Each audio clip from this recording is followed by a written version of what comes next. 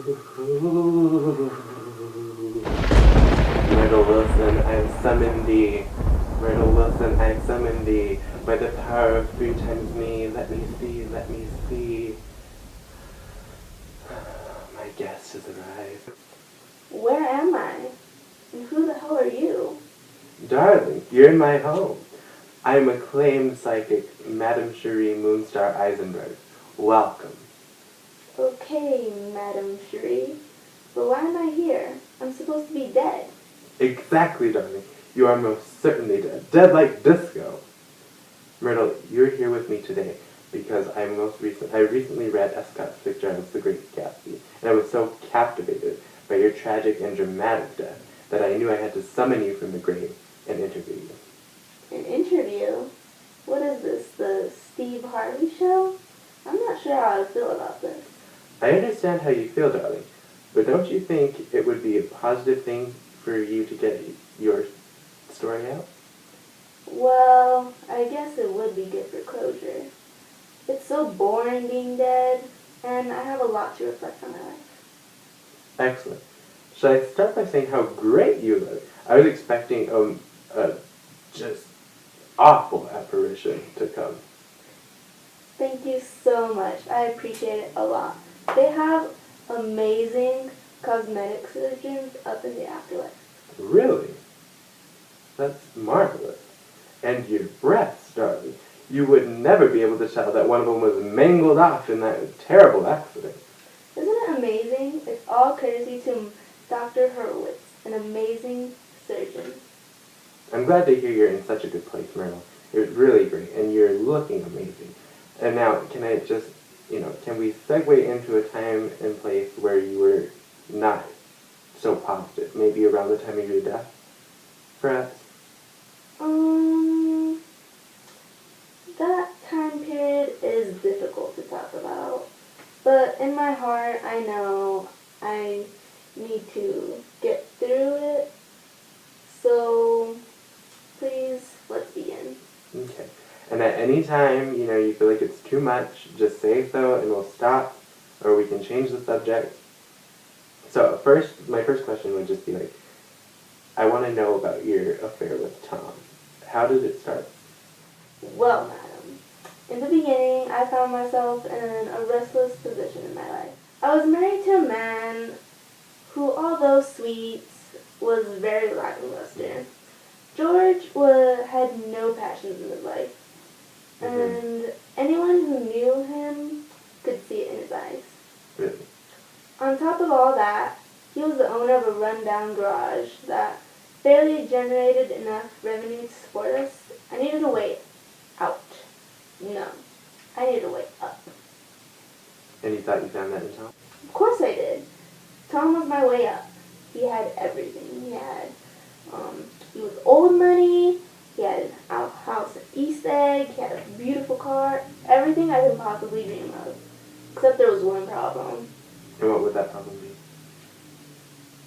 He had his wife, Daisy. Although he could give me the passions I listed for once, he would always go back to her.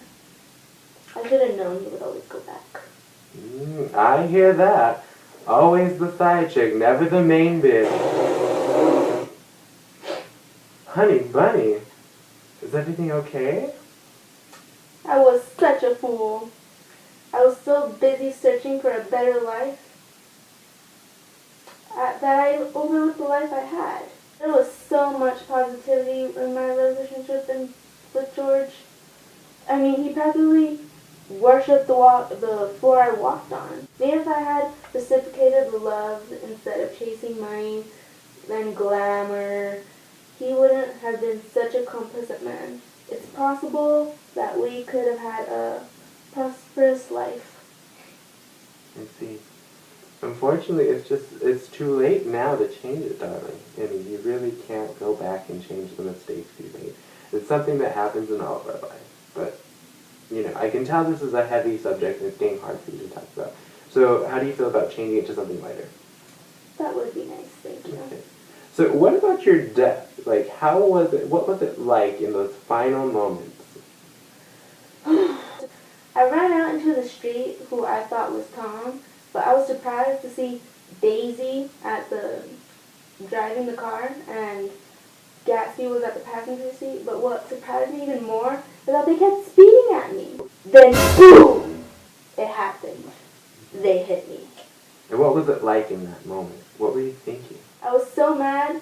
As the force took me, I thought to myself, did this woman really hit me with her car? What is wrong with people? Oh, I would have killed it. I wanted to do the same, but homicide poses as a challenge in the afterlife. Then what happened? Next thing you know, I was in front of St. Peter, in front of the pearly gates. Oh my God. How extraordinary. What did you say?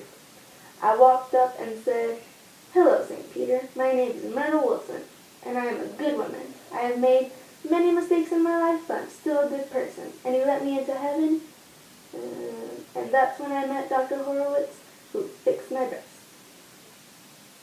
What a story. It had everything but a fire in the orphanage. Myrtle, I just want to thank you for joining me today. I wish you the best of luck in all your future ghostly endeavors. No, thank you, Madam Cherie, Moonstar Eisenberg. I feel complete now. I am no longer carrying the weight of my earthly mistakes.